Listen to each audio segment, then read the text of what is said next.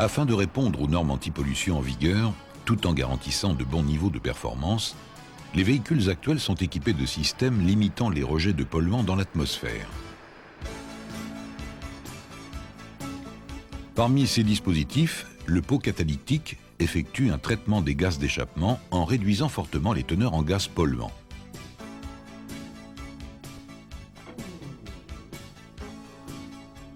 D'autre part, les vapeurs d'essence présentes dans le réservoir sont stockées temporairement dans le canister. Ces vapeurs sont ensuite recyclées progressivement dans certaines phases de fonctionnement moteur.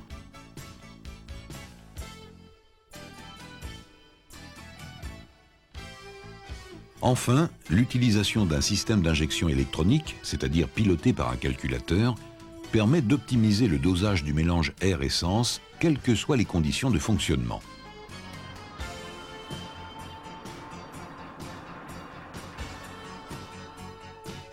Ce système d'injection peut être monopoint, c'est-à-dire équipé d'un seul injecteur situé en amont du papillon,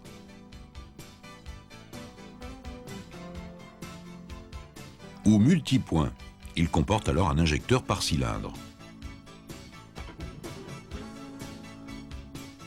Les principaux systèmes monopoint utilisés sur nos modèles sont de marque Bosch ou Magneti Marelli. Examinons le fonctionnement de ces systèmes en commençant par le circuit d'essence. Le carburant est aspiré et mis en pression par une pompe électrique.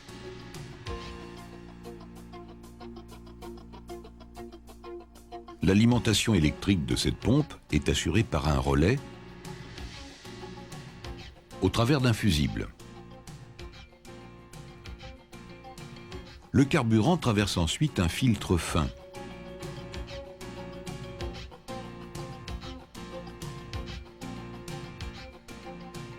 Avant de gagner le corps d'injection monopoint où il alimente l'injecteur.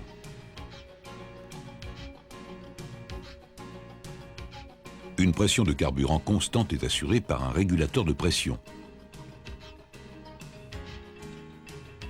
Une grande partie du carburant retourne alors au réservoir.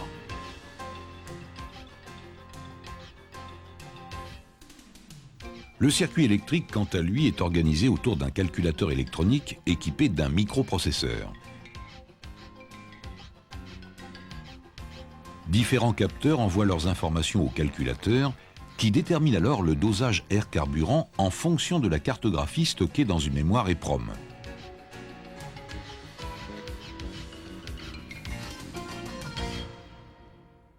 Les deux paramètres principaux sont la charge du moteur et son régime. Pour suivre au plus près les besoins du moteur, ce dosage sera modifié en fonction d'autres paramètres. La température du moteur mesurée par une thermistance.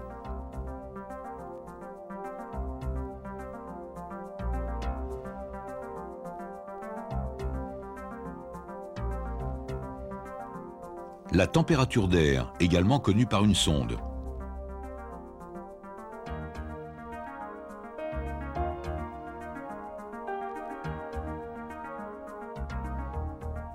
Et la richesse du mélange, mesurée par une sonde à oxygène, ou sonde lambda, permettant un bon fonctionnement du pot catalytique.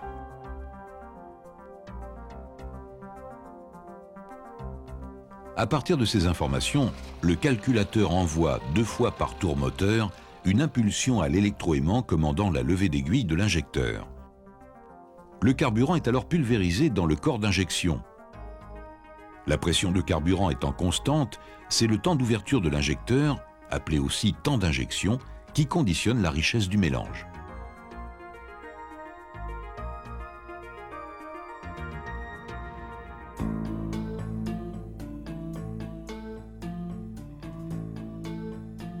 Examinons maintenant les systèmes Bosch en commençant par le A de 2. Dans ce système, l'information régime moteur est fournie par un signal issu du moins bobine. La charge est connue par un potentiomètre solidaire du papillon situé sur le corps d'injection monopoint.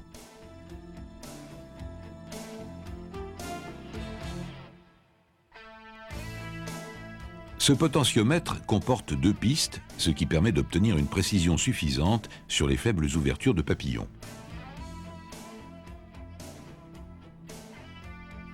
Le circuit de commande de l'injecteur comporte une résistance destinée à limiter son échauffement, ainsi que celui du calculateur. La thermistance d'air est située dans le corps d'injection. De plus, le corps d'injection monopoint comporte un dispositif de régulation de ralenti. Un moteur électrique, piloté par le calculateur, permet de régler le positionnement de la butée papillon, assurant ainsi un régime de ralenti constant, quelle que soit la température ou la charge moteur.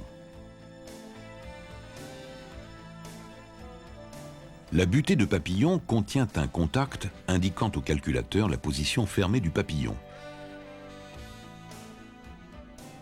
Avec cette information et en fonction du régime moteur en phase de décélération, le calculateur peut commander la réouverture du papillon afin d'améliorer la dépollution dans cette phase,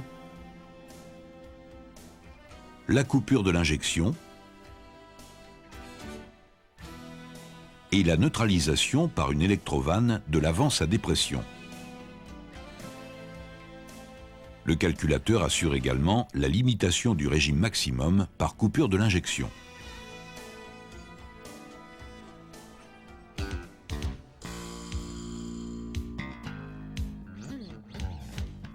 Le MA 3.0 reprend cette architecture, mais commande aussi un allumage de type jumeau statique, c'est-à-dire sans distribution mécanique de la haute tension, les étincelles étant générées par une bobine double.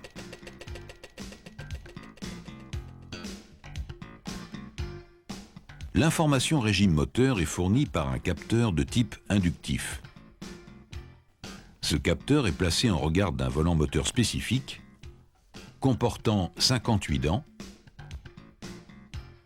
et un repère. Il permet au calculateur de connaître, en plus du régime, la position du moteur. Le calculateur gère enfin l'électrovanne de purge canister afin de ne permettre la réaspiration des vapeurs d'essence que dans les phases de pleine charge, moteur chaud. Un capteur de vitesse véhicule implanté sur la boîte de vitesse permet au calculateur d'améliorer l'agrément de conduite.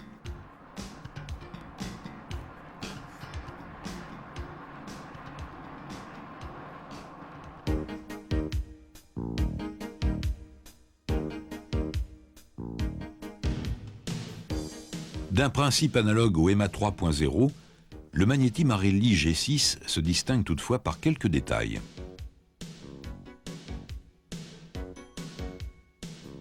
L'information charge, tout d'abord, est fournie par un capteur mesurant la pression d'admission.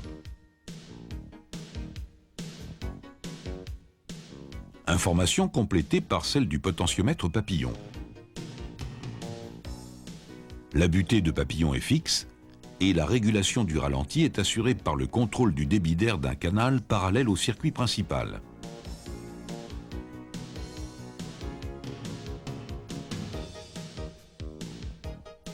Un moteur pas à pas, piloté par le calculateur, entraîne un boisseau conique qui vient obturer plus ou moins ce canal d'air additionnel. À noter enfin la sonde de température d'air située dans le corps d'injection. Sur certaines motorisations, elle est placée sur le collecteur d'admission.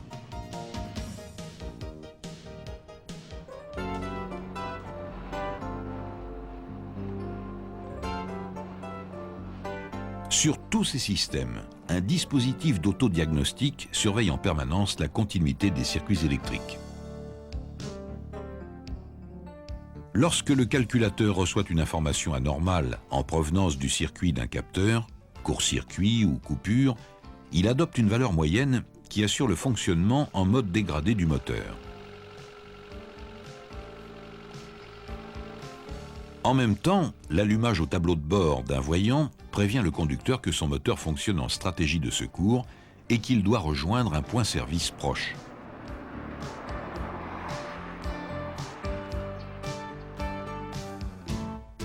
La lecture des défauts mémorisés dans le calculateur se fait à partir d'un connecteur à l'aide du TAD 499 ou du TEP 92.